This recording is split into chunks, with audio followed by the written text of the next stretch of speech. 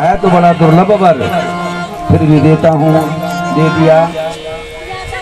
हिरण्यकशिपु वरदान को प्राप्त करके उस बल को पा करके देव योनि में जितने भी देवता यक्ष किन्नर गंधर्व थे सबको पीड़ित करने लगा, सबको विजय, सबको पराजित करके तीनों लोगों को अपना बना करके अधिगत करके रहने लगा। देवता भगवान नारायण के पास गए, भगवान ने कहा उसको उसके तप का फल भोगने दो। जिस दिन वो अपनी तपस्या का दुरुपयोग करेगा, उस दिन जिस दिन गायों का निरादर करेगा, वेदों का निरादर करेगा और ब्राह्मण का निरादर करेगा, अपने बेटे पे जब वो अत्याचार करेगा, उस दिन उसकी मृत्यु हो जाएगी, नाश हो जाएगा। आकाशवाणी का शब्द सुना, रथ से नीचे आया, खड्ग पाणी कचे ग्रही, खड्ग पाणी कचम ग्रही। उसने म्यान से तलवार निकाला, देवकी के केशों को पकड़ दिया, देवकी का सिर काटने के लिए उद्यत हो गया। वसुदेव जी ने रोका, अरे कंस क्या कर रहा है, हत्या करेगा, किसके लिए? कहने लगे इसके गर्भ से मेरी मृत्यु होगी। बोले पागल तो नहीं हो गया? मृत्यु जन्मता हम वीरा देहे न सहजायते। अरे शरीर के साथ मृत्यु प्रकट हो जाती है, उसी समय निश्चित हो जाती है कब मरेगा ये। के बाद ही कर्म गतिम जो पहले यहाँ पकड़ता है फिर यहाँ उठाता है, उसी प्रकार मृत्यु बाद में होती है, जन्म पहले निश्चित हो जाता है। डरना नहीं, ऐसे मृत्यु से डरना नहीं चाहिए। आज मृत्यु हो चाहे 100 साल के बाद हो, उसमें भी ये स्त्री है, स्त्री का वध करने से पाप लगेगा। फिर तेरी बहन है, उसमें विवाह का पर्व है, इतना बड़ा पाप करेगा कंस? कंस कहाँ मानने वाला था, उसको तो मृत्यु दिख रही थी। वसुदेव ने विचार किया जैसे तैसे मैं अपनी पत्नी की रक्षा कर लूं। दिमाग में बात आई, अरे कंस से काम करना नहीं, शास्त्रीय भयम तो आपको इससे कोई भय नहीं होगा। इसके जितने भी बेटे होंगे मैं तुझे पैदा होती अर्पित कर दूंगा। कंस समझ गया, मान गया और देवकी को छोड़ दिया। कंस अपने घर को गया, इधर वसुदेव और देवकी अपने महल को गए। अथा कालोपावृते देवकी सर्वदेवता, देवकी सर्वदेवता हमारी पावन जो बुद्धि देवकी है, और उसने पहला पुत्र को जन्म दिया जिसका नाम कीर्तिमान है। और उस बेटे को लेकर के वसुदेव जी कंस के पास गए और कंस ने कहा प्रतियात कुमारो यम यस्मादस्ति में भयम, इसको वापिस ले जाओ, जब इसका 8वां बेटा होगा तब मुझे प्रदान करना, क्योंकि भाई मुझको उसी से है। भागवत में बड़ा साफ लिखा हुआ है कि नारद जी गए, नारद जी ने कंस से कहा अरे कंस तूने देवकी के पहले बच्चे को क्यों नहीं मारा? मुझे तो 8वें गर्भ से भाई है। तो नारद जी कहते हैं नहीं नहीं, तुझे नहीं पता है, तो पिछले जन्म में कालनेमी नाम का दैत्य था। और बात क्या है कि ये जो देवकी के 6 बालक थे ना, ये राक्षस थे। इनको हिरण्यकशिपु ने साफ दिया था कि तुम अपने बाप के हाथों से मरोगे, तो इनका बाप ही कंस था, इसलिए कंस के हाथों से इनका वध होना था। तो ये लीला विस्तार से आगे आपको बताएंगे। तो ये बात नारद जी जानते थे। तो ये षडगर्भ इनका नाम था, और ये पिछले जन्म में हिरण्यकशिपु की पत्नी कयाधु के कोख में जन्मे। वहां से योग माया ने इनको खींचा और देवकी गर्भ में डाल दिया था। फिर कंस के द्वारा, कंस इनका पिता था पिछले जन्म में, तो कंस के द्वारा इनकी मृत्यु हुई। और आगे फिर आगे में 10वें स्कंद में माँ दूधकी को फिर भगवान श्री कृष्ण द्वारा उनके बच्चों को दिखाते हैं, ऐसी भी कथा आती है। तो लेकिन कई जगह लोग कहते हैं कि कंस को दिखाया कमल का फूल के यहाँ से गिनेगा तो ये 8वां होगा, 8वें से गिनेगा ये 8वां होगा, कोई भी 8वां हो सकता है, 13 वध का कोई भी कारण बन सकता है, लेकिन यहाँ ऐसा नहीं है। उन्होंने कहा कि वसुदेव के यहाँ भगवान आएंगे दैत्यों को मारने के लिए। कंस को पता लगा, तुरंत देवकी और वसुदेव को कारागार में बंद कर दिया, बेड़ियां लगा दी और देवकी का पहला बालक मार दिया। देवी क्या उग्रसेना, इस प्रकार 6 के 6 बालक मार दिए। 7वां जो देवकी के गर्भ में बालक है वो मीरवंश नारायण का शेषावतार है। अपनी युगमाया को कहा युगमाया, जाना मथुरा नगरी में शेषाख्यम मम धाम कम, ये मेरा धाम है।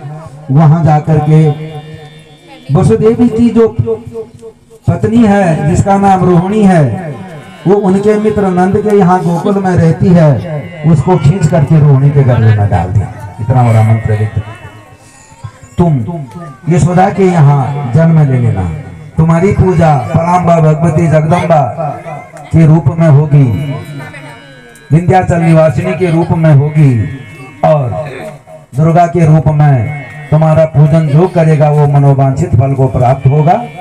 और मैं भी अंश भाग से देवक्याम पुत्रताम स्वभय, मैं देवकी के यहाँ अवतार धारण करूंगा।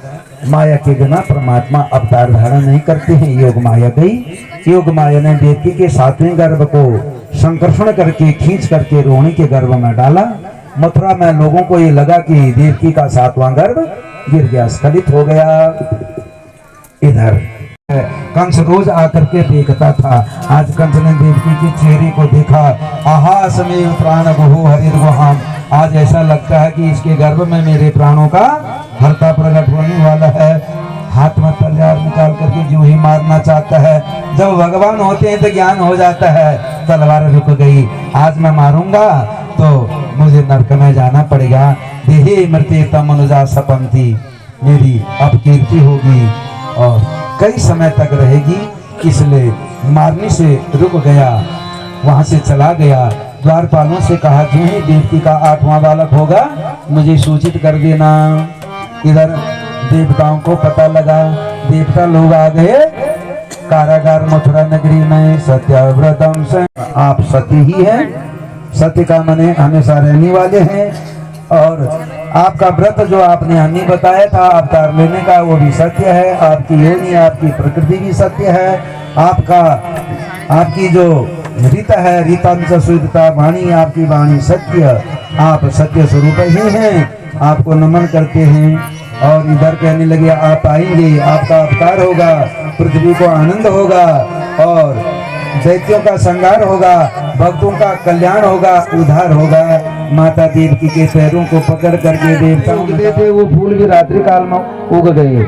आज इस जल ने कहा पूर्णतम प्रब्रह्म परमात्मा साकार बन करके आ रहे हैं, काई को दूर करवाया। फूलों ने कहा हम भी भगवान का दर्शन करेंगे, और देवताओं ने, इधर ब्राह्मणों ने यज्ञ किया, अग्नि ने कहा मुझे अपने भगवान का दर्शन करना है, और देवलोक में रहने वाली देवाग्नाई मंगल गान करके नृत्य कर रही हैं, लाजा प्रसून की वृष्टि कर रहे हैं। और बोले मंदम मंदम जलधरा जगर्जूर अनुसागरम, और वर्षा का जो जल है कई प्रकार का जल है, समुद्र का जल है, नदी का जल है। वर्षा के जल ने सोचा कि मैं भी भगवान के स्पर्श से वंचित रह जाऊंगा, धीरे धीरे वर्षा कर रहा है भगवान का स्पर्श करने के लिए।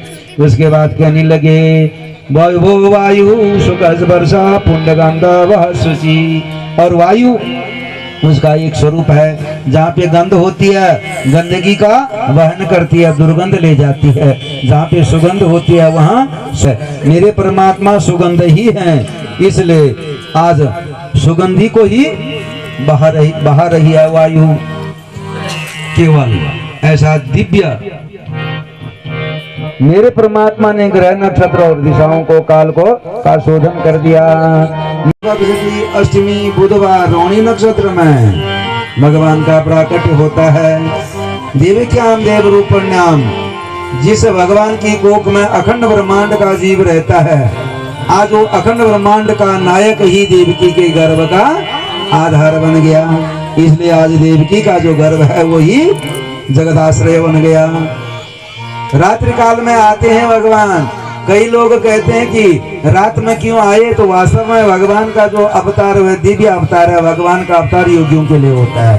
योगी लोग रात को जाग करके ध्यान करते हैं, अब भोगी लोग रात को विषयों का विहार करते हैं, यही इसका मुख्य प्रयोजन है। इसलिए भगवान रात्रि काल में आए। दिशेन्दु रिव पुष्कलः, जैसे प्राची दिशा में चंद्रमा उदय होकर के अपनी शीत रश्मियों के द्वारा जो उनका भक्त चकोर होता है उस चकोर को सुख देता है, उसी प्रकार मेरे भगवान चंद्रम वंश में प्रकट होकर के अपने ज्ञान रूपी शीत रश्मियों के द्वारा अपने भक्तों को और योगियों को उपासकों को सबको दर्शन देने के लिए प्रकट हो गए। बोले बाल कृष्ण भगवान की। अरे राजन कैसे हुए? नेत्र बंद करके मेरी भगवान की मूर्ति का दर्शन किया परीक्षित जी ने। की चीजें सब वो है, इसलिए तुम सुबह सुबह झाड़ू नहीं लगाना। ये हमारी ओखली, झाड़ू और जो गागर है ये सब पाप है, इससे जीव मरते हैं। अब ये पूर्ण प्रबंध परमात्मा इनको कैसे ले जाएंगे संसार के वस्तुओं से? यहाँ कमर में बांध करके भी नहीं ले गए। तो यहाँ ब्रह्मरंध्र में लिखा, यहाँ भी मैल है, यहाँ मैल है, यहाँ मैल है, ये मैल नहीं है, ये पवित्र है, इसलिए ले गए सिर में। और वो भी सूप में। सूप ही शुद्ध है जो हमारे कूड़े करकट को दूर करता है, इसलिए सूप में ले जा रहे हैं। और जो ही ले गए तथा वसुदेव जी मेरे गोविंद को, मेरे बाल कृष्ण को सिर में ले गए। वहाँ नंद जाया से जो माया है वो प्रकट हो गई, लड़की के रूप में सीधे ले गए। और बादल को लगा भगवान का दर्शन। बादल आगे वर्षा मेरे भगवान का पाद स्पर्श कर रहे हैं। और शेष भगवान को लगा मेरे ठाकुर जी भीग रहे हैं। और शेषवान नुगारा निवारण फने। और शेष भगवान ने अपना फन ऐसा कर दिया मेरे भगवान के ऊपर। जा रहे हैं राजन, देखो मेरे गोविंद को। यमुना नदी कई वर्षों से तपस्या कर रही है कालिंदी जी। आज मेरा जो आगे पति बनेगा, पहले दर्शन करने की इच्छा हो गई। बानी बड़ा बड़ा बड़ा यहाँ तक आ गया। वसुदेव जी हिलने लगे, भगवान ने पैर नीचे कर दिया। अभी तो मैं दूध पीने वाला हूँ। अरे अभी से पत्नी भाव तेरा? अरे बोले पत्नी भाव नहीं है, केवल आपका हमको आनंद चाहिए, सुख चाहिए। भगवान ने सुख से पैर नीचे रखा। यमुना जी शांत हो गई। बड़े प्यार से वसुदेव गोकुल में चले। वहां जाकर के सुतम यशोदा शयने निधायत सुताम उपहादाय पुनर्गृहानगा। और मेरे सुत भगवान श्री कृष्ण को देवकी के शयनागार, यशोदा के शयनागार में सुला दिया। जो योग माया पैदा हुई थी माता यशोदा को तो पता ही नहीं है। देखो माया जब आती है तो पूछ के नहीं आती है। ये दुख जब आता है तो बता करके नहीं आता है। ये सुख दुख कभी बता के नहीं आता। इसी का नाम माया है। जो की और कंस को उन्होंने प्रबोधित कर दिया कि मया हतया मंद जाता खलु तवांत कृत। ये कंस मुझे मारने से तेरा कुछ सुधरने वाला नहीं है। तेरी मृत्यु का तो कारण पहले ही जन्म ले चुका है। इतना कह करके कंस देव की वसुदेव के पास आया, क्षमा याचना करी। मुझे तो ये पता ही नहीं था कि आकाशवाणी देवता भी झूठ बोलते हैं। मेरे अपराध को क्षमा कर दो। देव की वसुदेव की बेड़ियों को खोल करके और कंस अपने महल में आया। और महल में आकर के उन्होंने रात्रि काल में शयन किया। प्रातः मंत्रियों को सारी बात बता दी। और इधर कंस मंत्रणा करता है, उधर गोकुल में नंद जी को, यशोदा मैया को पता लगता है कि मेरा बालक हुआ है। उधर जो है सीधे जाकर के उनकी जो परिचारिका है सुनंदा दौड़ दौड़ करके जा करके उधर नंद जी से कहती है कि तुम्हारा लालो भयो है। और जो ही जो है लाले का उनको पता लगा और बहुत सारा अमूल्य जो हार है वो सुनंदा को दे देते हैं नंद बाबा जी। और उसके बाद कीर्तन करने लगे, बोले सच्चिदानंद भगवान बाल कृष्ण भगवान की जय।